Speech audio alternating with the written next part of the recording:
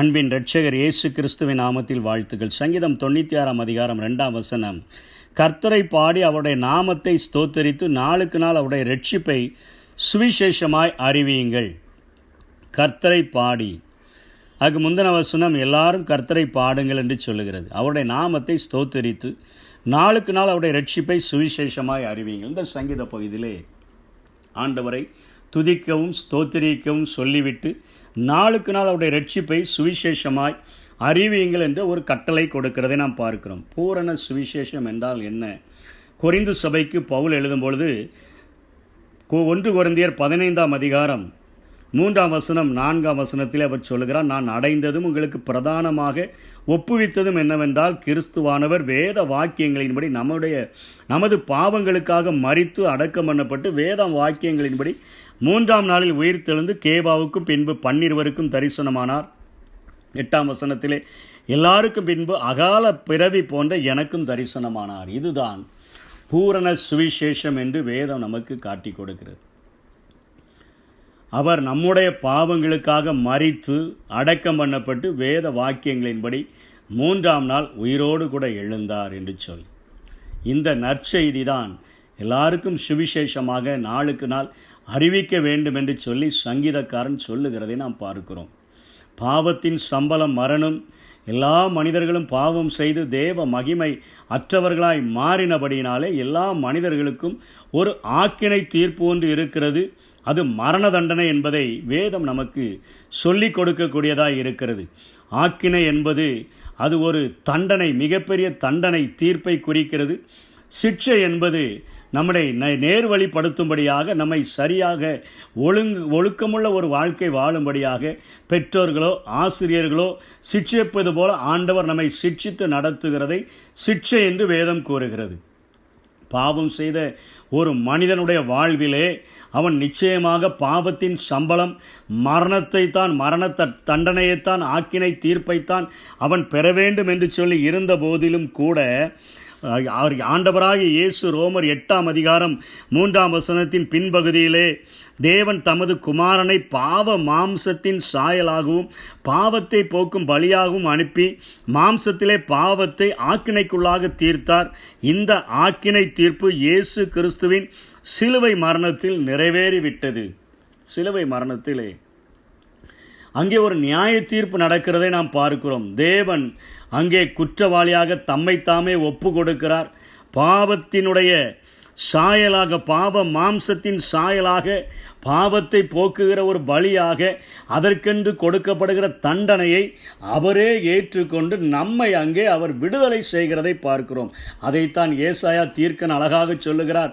ஏசாயா 53 அதிகாரத்திலே நம்முடைய மீறுதல்களின் நிமித்தம் இயேசு காயப்பட்டு நம்முடைய அக்கிரமங்களின் நிமித்தம் அவர் நொறுக்கப்பட்டார், நமக்கு சமாதானத்தை உண்டு பண்ணும் ஆக்கினை தீர்ப்பு, ஆக்கினை தண்டனை அவர் மேல் வந்தது என்று சொல்லி அவர் சொல்லுகிறதை பார்க்கிறோம். பேதுருவும் நமது பாவங்களை இயேசு தமது சரீரத்திலே சிலுவையின் மேல் சுமந்தார் என்று சொல்லப்படுகிறது. ஆக்கினை தீர்ப்பு அவருக்கு கொடுக்கப்பட்டு விட்டது, நமக்கு விடுதலை கொடுக்கப்பட்டு விட்டது. ஆகவே ரோமபுரிக்கு பவுல் எழுதும்போது ரோமர் 8:1 சொல்கிறார், ஆனபடியினாலே கிறிஸ்து இயேசுவுக்கு உட்பட்டவர்களாக இருந்து மாம்சத்தின்படி நடவாமல் ஆவியின்படி நடக்கிறவர்களுக்கு ஆக்கினை தீர்ப்பு இல்லை.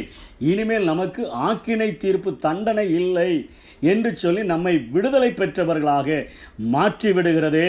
இதை நாம் அனுபவிக்கவும் மற்றவர்களுக்கு நாளுக்கு நாள் இந்த சுவிசேஷத்தை நாம் அறிவிக்க வேண்டும் என்பதையும் தான் இந்த வேதம் நமக்கு காட்டி கொடுக்கிறது. இந்த சிலுவை மரணத்திலே, சிலுவையினுடைய நியாய தீர்ப்பிலே ஆண்டவர் எல்லா உலகத்தின் பாவங்களையும் சுமந்து தீர்க்கிற ஒரு தேவாட்டுக்குட்டியாக அவர் அந்த மரித்து அடக்கம் பண்ணப்படுகிற ஒரு தண்டனையை ஏற்றுக்கொண்டு நம்மை விடுதலையாக்கின அந்த ஒரு காரியத்தின் மத்தியிலும் அங்கே சாத்தானுக்கும் ஒரு தீர்ப்பு எழுதப்படுகிறது, அவனுக்கும் ஒரு ஆக்கினை கொடுக்கப்படுகிறது. அந்த ஆக்கினை என்னவென்று சொன்னால் 1000 வருட அரசாட்சிக்கு பின்பாக அவன் அக்கினியும் கந்தகமும் எரிகிற அந்த 2ஆம் நரகமாகி அந்த கடலிலே, அந்த நரகத்திலே அவன் பங்கடைவான், தள்ளப்படுவான் என்று எழுதப்படுகிறது. அங்கே அவன் ஆளுகை செய்ய முடியாது. அவனும் கீழ்ப்படியாத ஜனங்களும் அனுபவிக்கிற வேதனையைப் போலதான் அவனும் அங்கே அனுபவிப்பான். அவனுக்கு இன்றே தீர்ப்பு சிலுவையிலேயே எழுதப்பட்டு விட்டாயிற்று.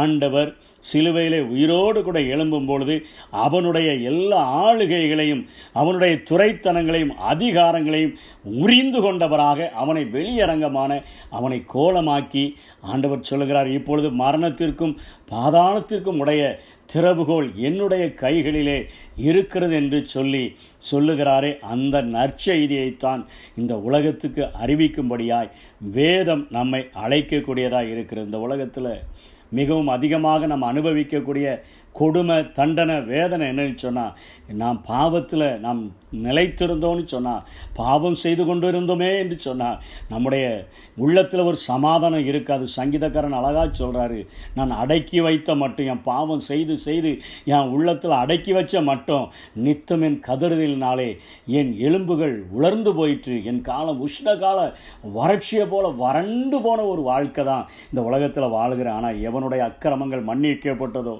எவனுடைய பாவங்கள் மூடப்பட்டதோ அவன் பாக்கியவான். எவனுடைய அக்கிரமத்தை கர்த்தர் எண்ணாது இருக்கிறாரோ, எவனுடைய ஆவியில் கபடமில்லாமல் இருக்கிறதோ அவன் பாக்கியவான். அக்கிரமத்தை மன்னிக்கவும் பாவத்தை கழுவி சுத்திகரிக்கவும் தான் கிறிஸ்து தன்னுடைய பாவ சரீரத்தை தன்னுடைய சரீரத்தை, பரிசுத்த சரீரத்தை பாவ சாயலின் சரீரமாக, பாவ சாயலாக அவர் தன்னுடைய காரியத்தை அவர் மேலே போட்டுக்கொண்டு உலகத்தின் பாவங்களை சுமந்து தீர்க்கிற ஒரு தேவாட்டுக்குட்டியாக தன்னை அர்ப்பணித்தபடினாலே நாம் விடுதலை பெற்றிருக்கிறோம். பாவத்திலிருந்தும் விடுதலை, பாவத்தினுடைய குற்ற உணர்வு, தோஷத்திலிருந்தும் விடுதலை தருகிற இந்த நற்செய்தியை நாமும் அனுபவித்து மற்றவர்களுக்கு நாம் சொல்லுவதற்கு கடமைப்பட்டிருக்கிறோம் என்கிற ஒரு கட்டளையை இந்த வேத பகுதி நமக்கு காட்டி கொடுக்கிறது. இதை கடைபிடித்து வாழுவோம். கர்த்தர் தாமே அப்படிப்பட்ட கிருபைகளை நமக்கு தந்தருள்வாராக. ஆமென். நீ செய்த நன்மைக்கு என்ன செய்குவேன்? ரட்சிப்பின் பாத்திரம் ஏந்தி நடப்பேன். என்னில் வாழ்வது நான் அல்ல, நீரே இயேசுவே. மண்ணில் வாழ்ந்திடும் நாடெல்லாம் உந்தன் சேவைக்கே. என்னில் வாழ்வது நான் அல்ல, நீரே இயேசுவே. மண்ணில் வாழ்ந்திடும் நாடெல்லாம் உந்தன் சேவைக்கே. வாழ்வின் ஆதாரமே, தாழ்வில் என்பலனே,